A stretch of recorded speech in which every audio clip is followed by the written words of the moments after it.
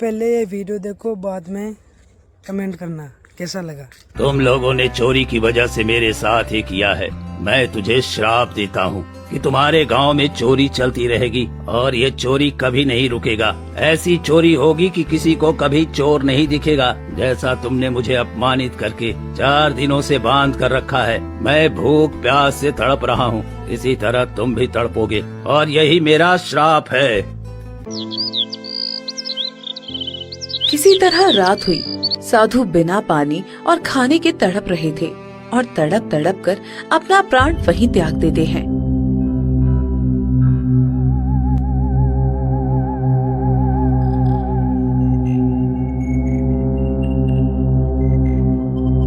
अगली सुबह गांव के लोग जुटे। ये क्या मुखिया जी, ये साधु तो मर गया, कहीं हमने कुछ गलत तो नहीं कर दिया है? अरे इसमें हमारी कोई गलती नहीं है, ये बूढ़ा था इसलिए मर गया। जाने दो इसे, जंगल में फेंक आओ, नहीं तो ये बदबू करने लगेगा। मैं अभी साधु को जंगल में फेंक आता हूँ। मदन और कुछ गांव वाले साधु को ले जाकर जंगल में फेंक देते हैं।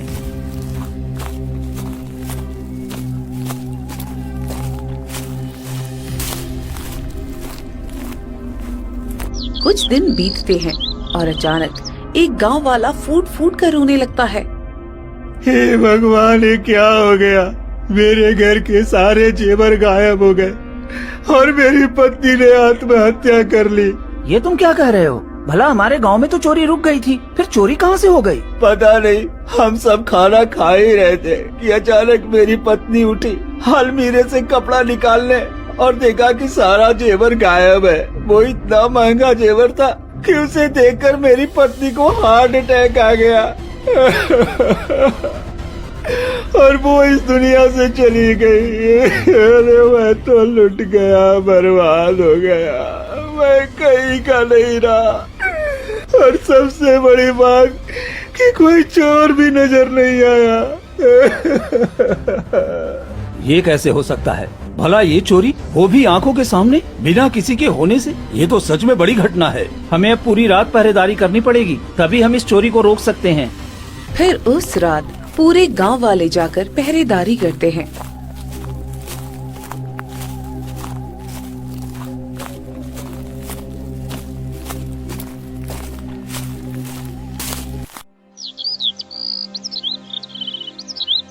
फिर सुबह होते ही मदन जोर जोर से रोने लगता है। ये क्या हुआ? मेरे घर के सारे अनाज चोरी हो गया, जबकि मैं पूरी रात पहरेदारी कर रहा था। ये कैसे हो गया?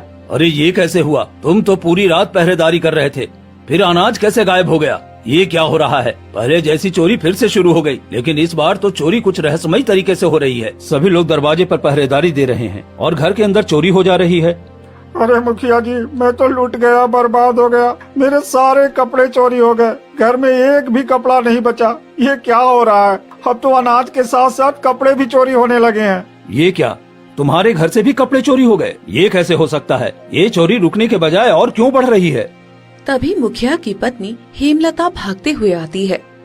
अरे जी, आप यहाँ हैं? हमारे घर की सारी तिजोरी खाली है, अनाज की बोरियां एक भी नहीं है और ऊपर से सारे गहने भी गायब हैं। ये क्या हो रहा है? हम तो बर्बाद हो गए हैं जी। ये तुम क्या कह रही हो हेमलता? ये तो बहुत बुरा है। हमारे गांव में एक साथ इतनी चोरी कैसे हो सकती है? मुखिया जी, कुछ कीजिए ना। ये तो सच में परेशानी वाली बात है। एक दिन में इतनी सारी चोरी कैसे हो गई? मदन, कुछ ठीक नहीं लग रहा है मुझे। अब हम लोगों को दिन रात जाकर पहरा देना होगा। ठीक है, तो आज से पूरे गांव में कोई नहीं सोएगा, सब अपने अपने सामान की पहरेदारी करेगा। फिर पूरे गांव वाले डर के मारे दिन रात जाकर पहरेदारी करते हैं, लेकिन चोरी लगातार बढ़ती ही जाती है और दिन दहाड़े भी चोरी होने लगती है। इसी तरह कई दिन बीत जाते हैं, मगर चोरी रुकने का नाम ही नहीं ले रही थी। हे भगवान, अब मैं क्या करूं? हमारे गांव की स्थिति तो बहुत बिगड़ गई है। 1 महीने के अंदर ही खाने के लिए एक भी अनाज नहीं बचा पूरे गांव में और सभी बच्चे भूखे प्यासे हैं। मैं क्या करूं? मैं गांव का मुखिया होकर भी किसी के लिए कुछ नहीं कर पा रहा हूं। मुखिया जी, मुझे तो लगता है कहीं वो साधु महाराज का दिया हुआ श्राप ही तो नहीं लग रहा है। अब हम क्या करें? कुछ समझ में नहीं आ रहा। सभी परेशान रहते हैं और कुछ दिन बीतते हैं और गांव की चोरी लगातार बढ़ती जाती है। एक दिन मदन और मुखिया चौपाल पर बैठकर पहरेदारी कर रहे थे।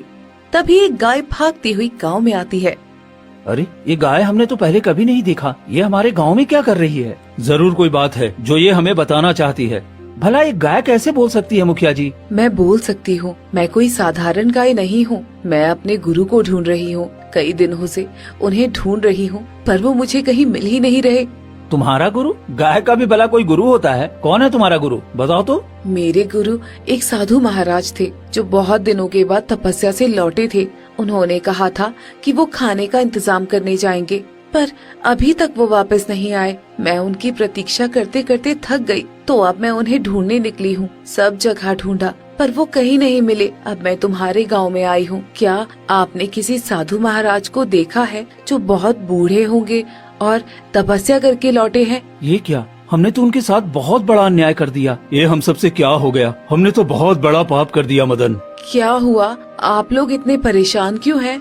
हम सबको माफ कर दो। हमने गुरु महाराज को चोर समझकर उन्हें पेड़ से बांध दिया और वो कई दिनों तक हम सबसे विनती करते रहे, पर हमने उनकी बातों पर विश्वास नहीं किया और वो वहीं पर दम तोड़ दिए। हमने उन्हें गांव के बाहर मिट्टी के नीचे दफन कर दिया और उनका दिया हुआ श्राप हमारे गांव पर लग गया और आए दिन चोरी लगातार बढ़ती जा रही है। हमसे बड़ी गलती हो गई, हमें माफ कर दो। तुम लोगों ने ये क्या कर दिया? इतना बड़ा पाप किया तुम लोगों ने। मेरे गुरु को जान से मार दिया। मैं तुम लोगों को कभी माफ नहीं करूंगी।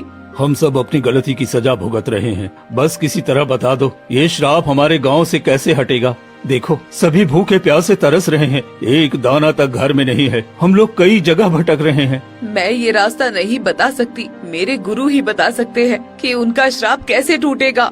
पर वो तो अब इस दुनिया में नहीं है, वो कैसे बताएंगे? तुम सबको उनके कब्र के पास जाकर माफी मांगनी होगी, फिर वो कोई रास्ता बताएंगे। लेकिन हमने तो उन्हें जंगल में फेंकवा दिया था। हमें क्षमा करना साधु महाराज। हम सब जरूर जाएंगे माफी मांगने के लिए। फिर सभी मिलकर साधु महाराज को जहाँ फेंका था वहीं पर जाते हैं। साधु महाराज, हमें माफ कर दीजिए। हमने आपकी बातों पर यकीन नहीं किया और हम सब इतनी बड़ी भूल कर बैठे। हम आपसे माफी चाहते हैं। आप हमारे गांव पर से ये श्राप हटा दीजिए। हम सब पर रहम करिए। हाँ साधु महाराज, हम सब पर रहम करिए। हमें माफ कर दीजिए। हमारे छोटे छोटे बच्चे भूखे हैं, हम पे रहम कीजिए। तभी एक रहस्यमय आवाज आती है। तुम सबने चोरी के लिए हद पार की है। तुम सबको इसी श्राप से जूझना पड़ेगा। चोरी किसी और ने किया और तुमने मुझ जैसे बेगुनाह को मौत की सजा दी। गुरुदेव, आप इन सबको माफ कर दीजिए। इन सब ने बहुत गलत किया है, लेकिन गांव में बहुत सारे भूखे बच्चे हैं जो भूख से रो रहे हैं। मैं उन्हें देखकर आई हूँ। आप अपना श्राप इनसे हटा लीजिए। ठीक है, मैं श्राप नहीं हटा सकता, लेकिन इसके लिए तुम्हें मानसरोवर झील का पवित्र जल लेकर अपने गांव पर छिड़कना होगा, तभी ये श्राप टूटेगा।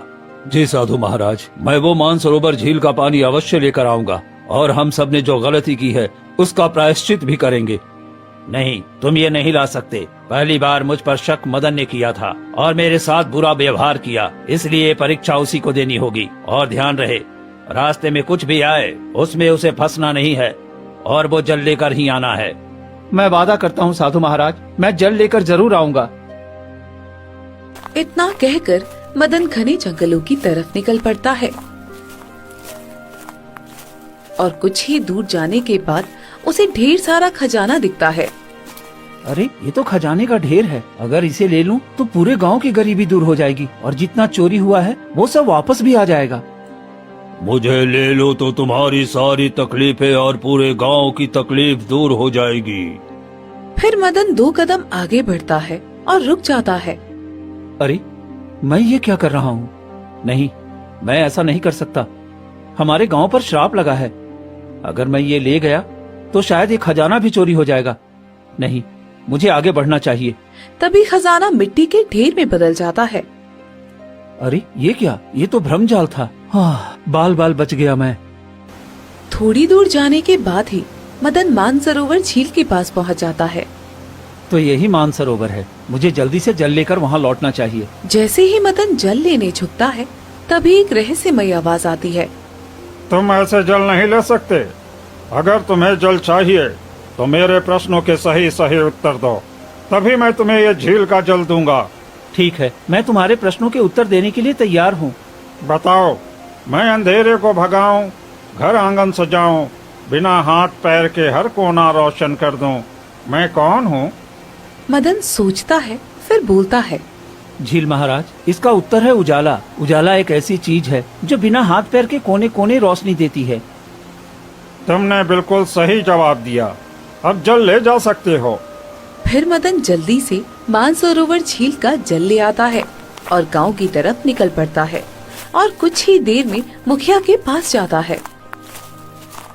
तुमने बहुत अच्छा काम किया है मदन। अब जल्दी से इस जल को हमारे पूरे गांव पर छिड़क दो ताकि ये श्राप खत्म हो जाए। मदन गांव में पवित्र जल छिड़कता है। तभी तेज रोशनी फैलती है और पूरे गांव में चोरी किया हुआ सामान वापस आ जाता है। ये क्या, हमारे घर में फिर से अनाज भर गया। देखो, सबके दरवाजे पर अनाज वापस आ गया है। हाँ मुखिया जी, हमने बहुत बड़ी गलती की थी साधु महाराज जी के साथ। हमें इसका प्रायश्चित करना चाहिए। हाँ, तुम ठीक कहते हो मदन। जहाँ हमने साधु को लावारिस की तरह फेंका था, वहाँ पर हम एक मंदिर बना देंगे ताकि हम उनकी पूजा कर सकें। हाँ, यही ठीक है। साधु महाराज की कृपा हमारे घर और गांव पर बनी रहेगी और फिर कभी चोरी नहीं होगी। ठीक है, कुछ ही दिनों में हम वहाँ एक मंदिर बना देंगे।